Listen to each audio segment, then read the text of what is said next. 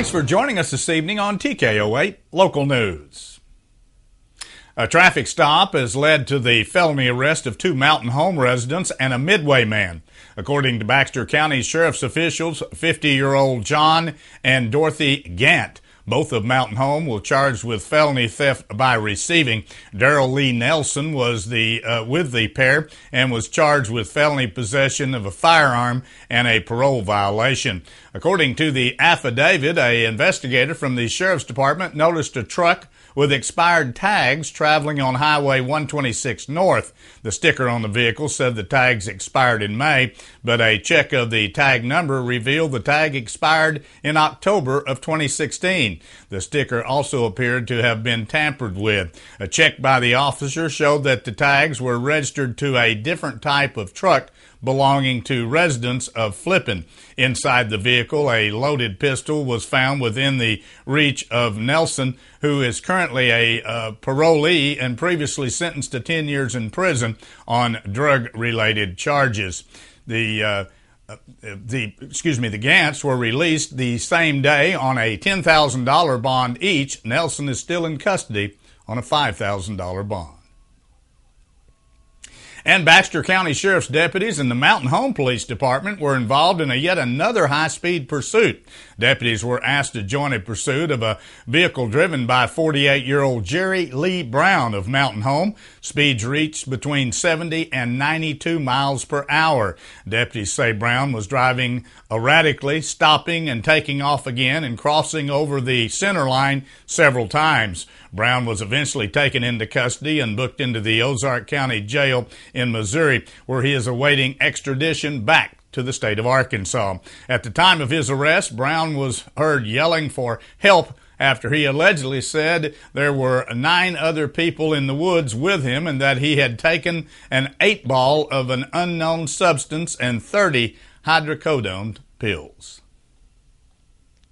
The Alpena Board of Education has hired a former Valley Springs High School graduate as a new superintendent. Board President Roger Grisham said the board has decided to offer the position to current OARC K-12 principal David Westenhauer, and he has accepted that position. A 1981 graduate of Valley Springs, Westenhauer attained his bachelor's degree at Arkansas Tech University and both his master's and specialist degrees at the University of Central Arkansas. Westenhauer has been at OARC for 3.5 years. When he arrived, the school was ranked in the bottom 10% academically and was on the school improvement program. Since then, the school has been removed from the improvement list and has received academic awards. The Alpena Town Council is set to meet in special session on Monday night concerning a matter that has been ongoing for several years. Alpena officials say they're going to ask voters to approve a measure that will help them establish a sewer system without additional tax dollars. The council has worked on numerous plans for the sewer system over the past 20 years or more, but they have never come to fruition. City Court Clerk Phyllis McNair says the city has a 1% sales tax in place, so officials will ask voters in a special election this year to repurpose the sales tax revenue towards paying off a bond issue to finance the sewer system. If that will allow the project to go forward without passage of a new sales tax, it will be good for Alpena. 2 projects to widen U.S. Highway 62 between Alpena and Berryville are progressing, and officials say that progress will start showing even more very soon. One project will see a 4-mile section from Highway 103 on the western edge of Green Forest to Rock Crusher Hill widen to 5 lanes and will tie into the current 5-lane eastbound into Berryville. The other project will widen the highway to 5 lanes from Denver Road west of Alpena to the Twin Bridges and will soften the sharp curve east of the bridges. The project is projected to be finished by February of 2018. Before we take a look at some headline news from around the region, here's this week's closing livestock report from Sammy Klein, brought to you by Quality Feed Grains of Harrison and Bellefonte. This is Sammy Klein, Federal State Livestock Market News Service. 47, North Arkansas, livestock auction in Greenport on Wednesday, June the 7th. Cattle receipts, 2,191. Last week, 1969. Year ago, not reported. Compared to last week, feeder steer steady $6 higher. Feeder heifer steady $4 higher. Feeder bulls mixed from $4 higher to $3 lower, generally steady. Slaughter cows $2 to $4 higher, with quality better than last week. Slaughter bulls $1 higher. Feeder steers, medium large ones, 3 to 400 pounds, 194 to 208. 4 to 500 pounds, 174 to $2. 5 to 600 pounds, 159 to 184. 6 to 700 pounds, 145 to 174. 7 to 800 pounds, 136 to 155. A few 803 pounds at 142. Feeder heifers, medium large ones, 3 to 400 pounds, 159 to 182. 4 to 500 pounds, 146 to 164. 5 to 600 pounds, 138 to 153. 6 to 700 pounds, 132 to 144. 7 to 800 pounds, 125 to 137. Replacement cows, medium large ones, 2 to 7-year-old, 900 to 1,250 pounds, second, third stage. A few at 925 to 1130 per head. 7 to 10-year-old cows, second, third stage at 70 to 80, or 760 to 925 per head. Cow-calf pairs, medium large ones, 2 to 7-year-old, 900 to 1,250 pound cows, 1 to 250 pound calves, 1125 to 1,425 per pair. Slaughter cows, boners 66 to 70, high dress 71 to 78. Lean 60 to 65, high dress 65 to 71.50, low dress 53 to 57. Slaughter bulls, grade 1s, then 2, 1,100 pounds, 85 to 93.50, high dress 94.50 to 97.50. That's Mark today. Sammy Fine reporting. Thank you. Stop and shop. As the days heat up, so are the savings at Edwards Grocery. Selected varieties, Michelini's entrees, only 79 cents. Bagged chicken leg quarters, only $4.99 in the 10-pound bags. Selected varieties, Turkey Hill all-natural ice cream, only $2.99. USDA ground beef, only $2.29 per pound in the family packs. And extra large red ripe whole seedless watermelons, only $3.99. Edwards Grocery Station money. Planting season is far from over in the Ozarks, but Camps Plants is already beginning the spring closeouts. There are so many we can't possibly list them all in one 30-second commercial. But here's a few to get you started. 14-inch common mixed patio pots, regularly $29.95, now only $12.95 each. 4-pack bedding plants, normally $3.29, now only $1.50. Prices are subject to change, but they'll be going down. In the same location for over 30 years on Main Street in Harrison. Camps Plants. Let's get dirty. The Arkansas Supreme Court has upheld the capital murder and kidnapping convictions of a man sentenced to life in prison for the 2014 killing of a real estate agent. Aaron Mitchell Lewis was convicted of luring Beverly Carter to a fake home showing, then kidnapping and killing her. Prosecutors say Lewis targeted Carter in a failed ransom plot, believing she was a rich broker. His appeal, Lewis challenged some of the evidence admitted at trial, including a cell phone that had been used to contact Carter and some statements that Lewis had made to police. The court said police and prosecutors didn't abuse their subpoena power. And a federal judge has dismissed a lawsuit against a central Arkansas city and a judge that alleges they're violating constitutional rights by effectively operating a debtor's prison with a court that's imposed fines and jail time on thousands of people whose checks bounced. U.S. District Judge James Moody Jr. has discussed the lawsuit against the city of Sherwood and Judge Melis Hale. Moody cited the Younger Doctrine, which requires a federal district court to not exercise jurisdiction in state cases that have ongoing proceedings and then compromise the state's interest. The American Civil Liberties Union of Arkansas helped file the lawsuit and says it's disappointed it was dismissed on a procedural ground and not the case merit. Arkansas State Police trooper was critically injured in a head-on crash on Interstate 40 in western Arkansas and is the state's Trooper of the Year, Corporal Roy Mooney. He was presented with the award Thursday in Little Rock. Mooney was injured August the 8th when his patrol car was struck head-on by a westbound vehicle in the eastbound lanes of I-40 near Alma. State police say in a news release that Mooney was able to divert two vehicles from the path of the wrong-way driver before putting his patrol car into the lane of the oncoming vehicle. A state police report on the collision says 24-year-old Matthew Choate of Fort Smith died in that crash. Mooney is still rehabilitating from injuries he suffered in the accident. The remains of two Arkansas veterans killed in World War II and the Korean War have been found and returned to the state. Army Private First Class Robert Mitchell of Searcy, Arkansas, and Marine Private First Class Larry Roberts of Damascus were among 80,000 service members still unaccounted for from the two wars. The Defense POW and MIA accounting agency, which identifies remains of American military members killed in action, matched the DNA from the remains of Mitchell and Roberts to their relatives. Mitchell's remains were found in 1952 in South Korea, but it took more than 60 years to positively identify them. Roberts' remains were discovered in 2015 in a burial site on Beteau Island. Mitchell was buried in BB on Saturday. Roberts is expected to be buried Wednesday at Arlington National Cemetery in Virginia.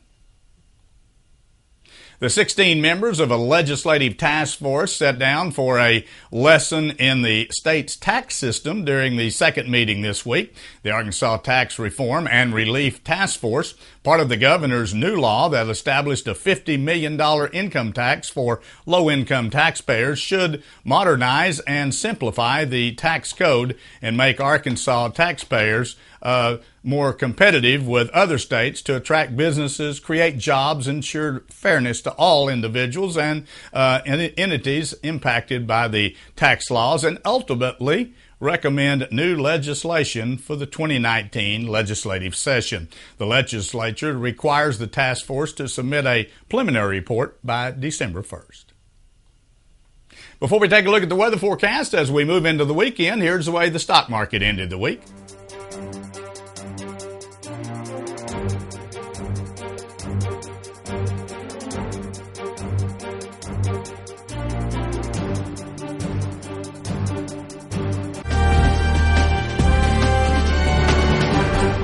Well, I've said it for the last several days and continue to say it, and I really do like the kind of weather we're having right now. Low humidity, temperature in the low 80s, and no more rain, at least for a while. Well, it was a beautiful day out there. Hope you had a chance to get out and enjoy the nice weather conditions we're having right now. 81 degrees for an afternoon high, under sunny skies, and looks like this weather pattern is going to hold at least for the next 5 to 7 days. Tomorrow looks to be another beautiful day in the Ozarks as we head into the weekend. On Saturday, sunny skies up to about 85 degrees with a southwest wind of about 10 miles per hour. Likewise on Sunday, sunny skies and 85 degrees, and we kick off the work week with a little warmer temperatures. 87 degrees on Monday under mostly sunny skies. Partly cloudy skies on Tuesday, about 87 degrees, and then the warmest day over the next 5 will be on Wednesday. Partly cloudy skies may hit 90 degrees. So beautiful weather, drying out period. Boy, the grass is growing. You got to keep the lawnmower sharpened and ready to go. The Townhouse Cafe in downtown Harrison is offering a great reason to wake up on Saturday mornings. Their incredible brunch. Starting at 7 a.m., you can enjoy all of your traditional breakfast favorites or some of these decadent dishes. Eggs Benedict, featuring an English muffin topped with ham, 2 eggs, made any way you like, and topped with fresh-made hollandaise sauce. Plus, you'll also get your choice of hash browns or home fries. Perhaps something even more delectable. Townhouse Cafe's fabulous U.S. farm-raised butterfly trout grilled with a drizzle of hollandaise sauce, 2 eggs any way you like, hash browns or home fries, and either a biscuit or toast on the side. Absolutely delicious.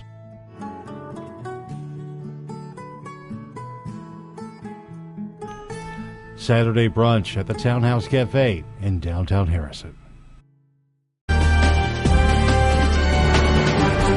Kelsey Powers is taking her basketball game across the state. The recent Bergman graduate has signed a national letter of intent to play ball for Williams Baptist College next season. Powers says she made her choice because she believes the campus feels safe and she likes the environment there. Plus, they offer her preferred degrees and puts education as the first priority. Powers plans to major in health and physical education and coaching with the goal of becoming a basketball coach, while she also is teaching math at the high school level.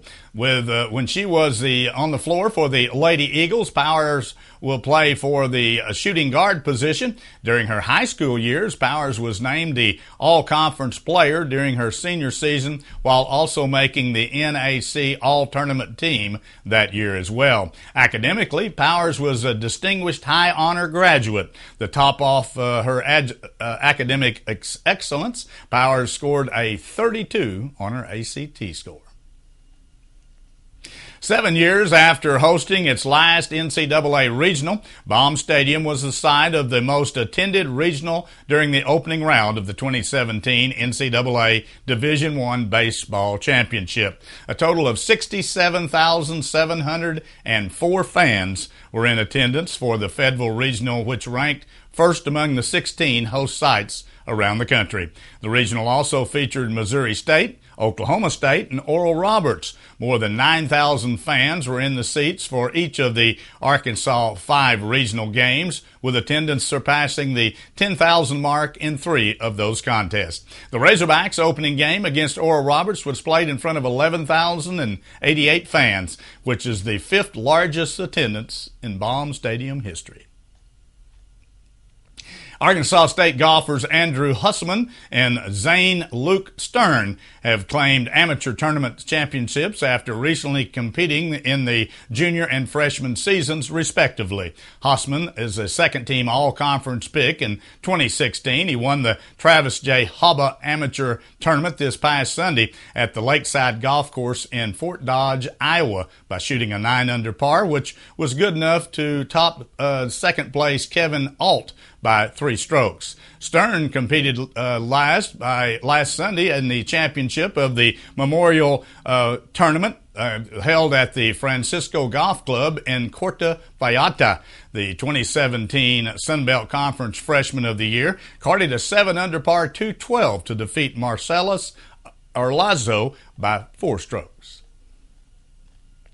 Arkansas State senior shot putter Erin Farmer has earned All-American distinction for her performance at the NCAA Outdoor Track and Field Championships this week. Farmer ranked second after her first throw that measured 16.73 meters, but a foul on her second attempt saw her fall to 9th in the series results. She posted her best throw of the night on her third attempt, with a mark of 16.82 meters to rank 8th out of the 9 finalists. Fouls on each of the final 3 attempts resulted in a 9th place finish, but Farmer improved upon her 10th place finish from last year. Jerry Vota had a 2-run homer among his 4 hits. Adam Duvall had 3 hits off of Mike Leake, and the Reds beat the St. Louis Cardinals again 5-2 on Thursday to complete a 4-game sweep. The Reds hadn't swept the Cardinals in 4 games since way back in 2003 in Cincinnati during the first season at the Great American Ballpark. With the loss, unfortunately, St. Louis has lost 7 in a row overall for the first time since 2013. The Cardinals are struggling. Thanks for joining us here this evening. Join us Monday through Friday at 6:30 and again at 10 p.m. as we continue to bring you local news, weather, sports, and local announcements from around the area on Harrison's broadcast station, TKO Channel 8. Now stay tuned for more local events around the viewing area. We hope you have a wonderful weekend. Enjoy this beautiful weather in the Ozarks, and we'll see you again on Monday at this same time.